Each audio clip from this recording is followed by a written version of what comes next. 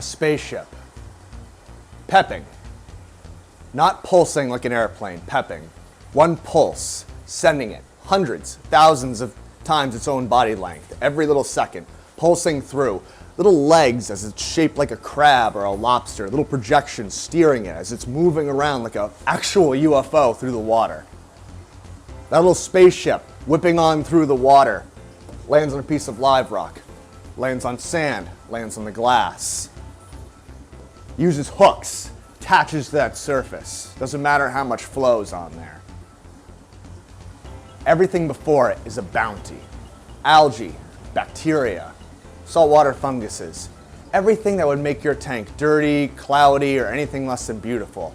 That spaceship deploys razor blades, serrated, kitchen knives, all oriented in specific architecture, scrapes vigorously, attacks all that makes your tank dirty, attacks all that makes your tank less than beautiful. This spaceship is how I see the copepod. The copepod is one of the most important things to me, not only in the reef tank, but everywhere. Every puddle, every vernal pool, every swamp, every lake, every meadow, every estuary, every sea, every brackish water pit, every fish pond, every reef tank, every freshwater tank.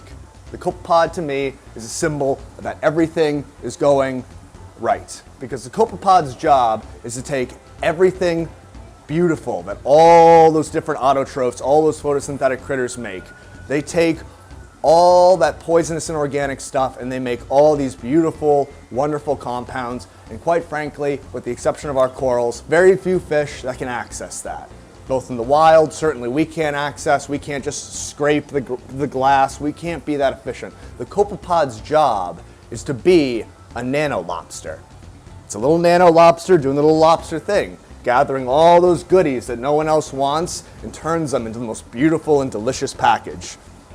And then, what the copepod does is two even more beautiful things. First is that it makes more copepods. When you want to go look for copepods, you shut off your lights, shine a flashlight at night, up against your tank, any corner, preferably towards the sediment, but anywhere will work depending on how old your tank is.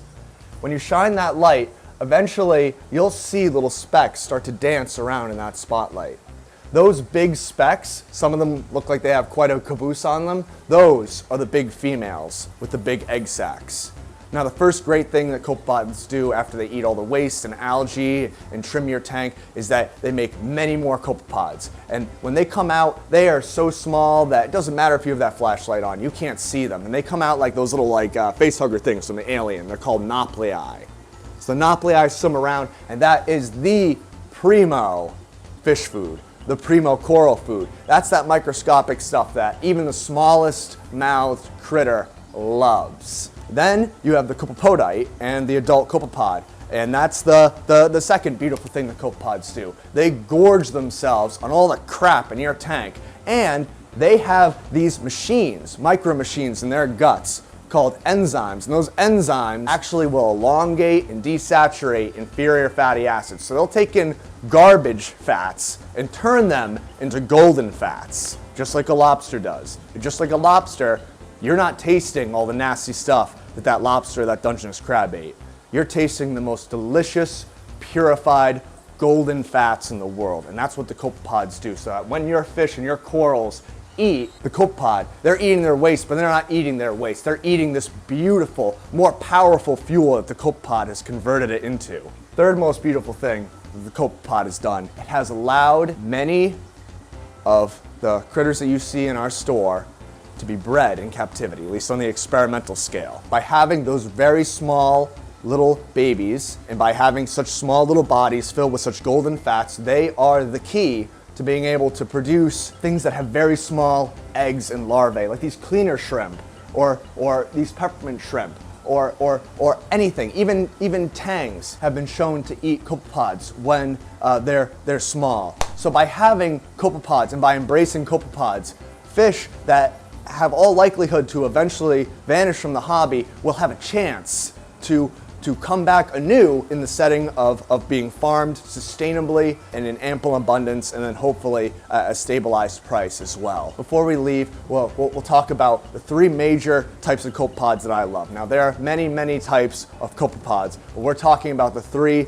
major types that I like to associate with a good aquarium. Now, you have the first one that I just described, and that is the harpactoid copepods. They are the crawlers. They crawl in between the live rock. They go in the pores, the nooks, the crannies. They feast. They burrow, they explore, they mine, they breed, and when they have surplus populations, they are repelled into the light because they want to be away from the light, at least when your full tank light is on. So these harpactoids, they're the ones that are scraping up against the sides, and they're being your miners, your crawlers. They're really feeding your mandarins, your pipefish, things that are hanging around the bottom and hunting around the rockwork. Then you have your calanoids.